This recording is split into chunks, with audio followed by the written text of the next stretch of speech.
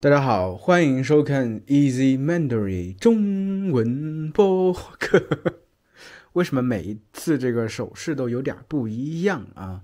就是我也不知道，我就是这么一个随性的人啊。今天和大家聊一聊，就是中文学习里头最重要的事情。你觉得中文学习里头最重要的事情是什么呢？听说读写4门功课，对不对？其实每一门都很重要。但其实从我的角度看来，最重要的是听。张开你的耳朵，你的耳朵当然也不是闭上的，但是我这只是一个比喻啊。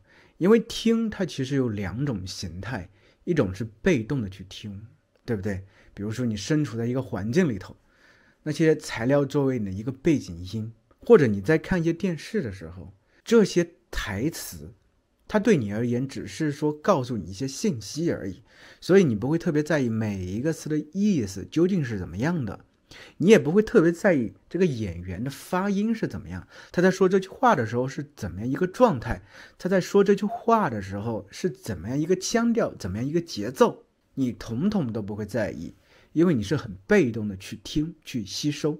另外一个就是很主动的很积极的去听，真的张开你的耳朵，让你整个精神精力都去听这一句话，然后在脑子里默默的去念，去跟随。一开始的时候肯定是非常非常难的，这是毋庸置疑的，但是你需要这样去做，你需要去对抗身体的一个惰性。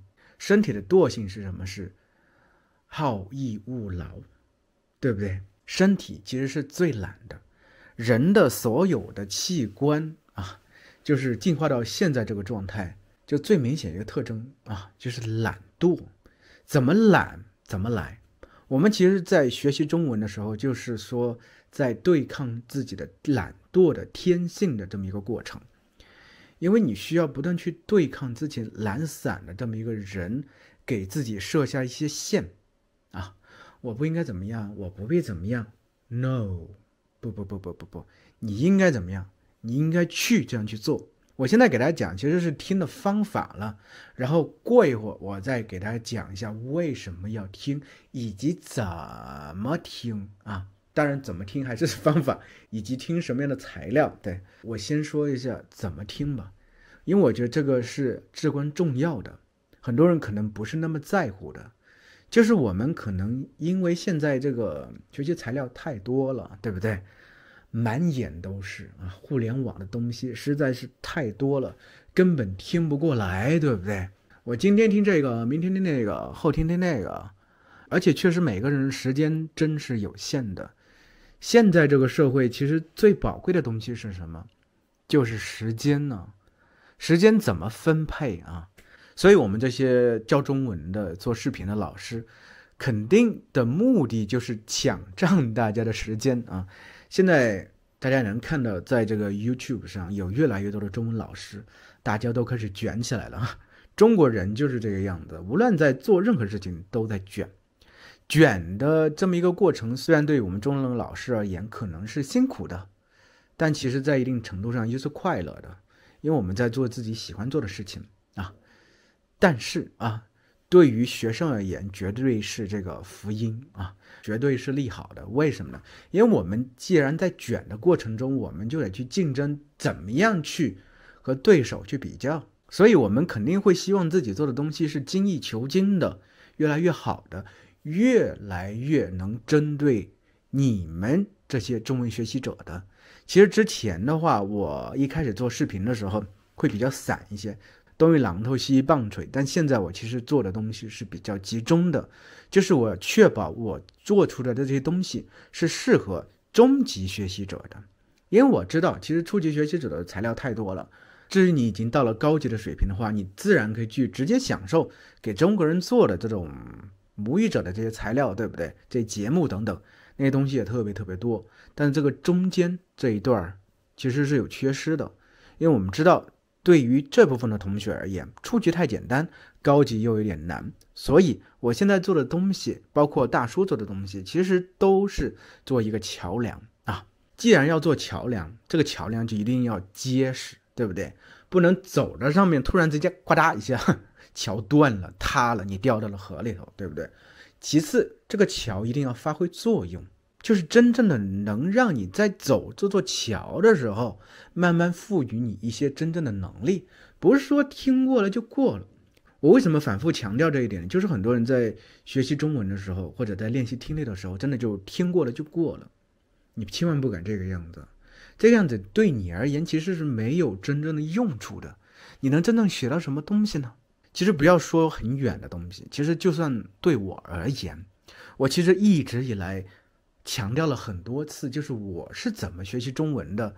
大家会说你学习中文关我屁事儿，你是一个中文母语者。当然在很大程度上是不一样，但是在一定的程度上又是一样的。我在很多场合都说过，我是一个南方人。南方人是怎么说话的？我是一个南方人，这个普通话其实不是特别的标准，这个甚至不是南方的口音，我已经忘记我南方的口音是怎么样的。我为什么要去练习普通话？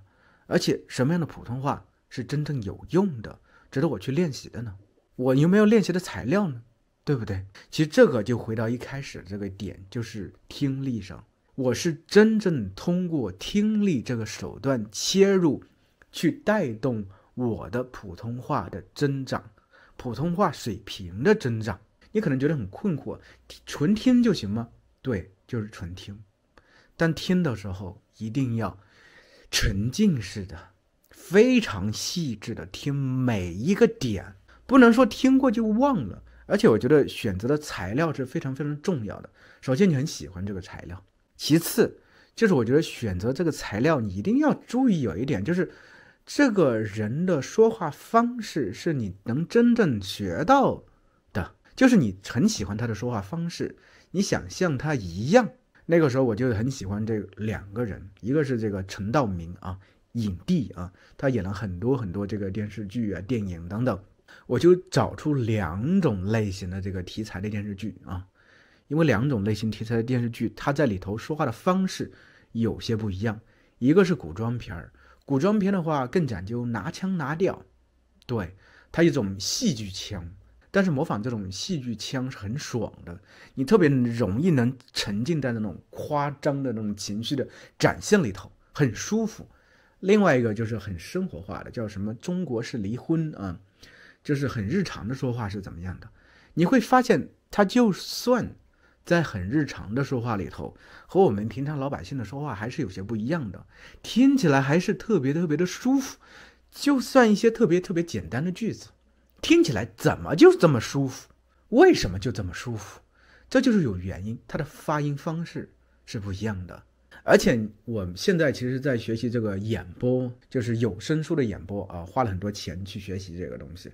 我其实发现其中有一个技巧，我在之前已经掌握了。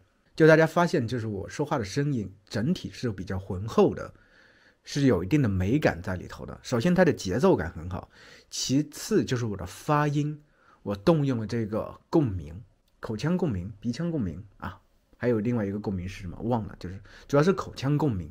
口腔共鸣是怎么学会的呢？就是我不断去听，我去模仿，我去找那个音。我在想，他要发出这个音的话，他是怎么做到的？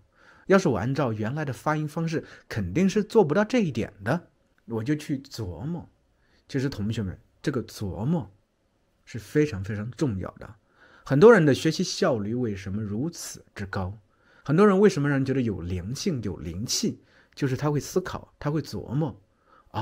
这个对我而言是有用的，那个对我而言是没有用的。我应该吸收对我而言有用的东西，而且同时我把它最大化，效率最大化。其实我觉得同学们，就是你们在现在的这个条件下，真的找到自己喜欢的这个 YouTuber 的东西。对，当然你喜欢看电视剧也好，下回我再说一下，看电视剧未必是一个特别特别好的学习语言的方式。很多人说，你刚才不是说你是模仿电视剧吗？那是对于母语者而言啊，因为电视剧里的语言它是写下来的，它并不是那么的自然。我觉得真正好的语言材料绝对是非常非常自然的，就自然而然的，我们日常生活中说的，就是没有一个台本需要让你去记住的，就是很机械化的东西，而是想到什么就说什么，这个才是真正好的语言材料，而且这个语言材料你才能真正用到日常生活当中呀。今天呢，我们就绕了这么一大圈，其实主要是讲的最重要一点，就是学习中文里头最重要的东西是什么？就是听力，以及怎么听力，以及选择什么样的材料，对你而言是最重要的。好了，那今天咱们就聊到这儿吧，希望对你是真正的有用的这么一节目啊。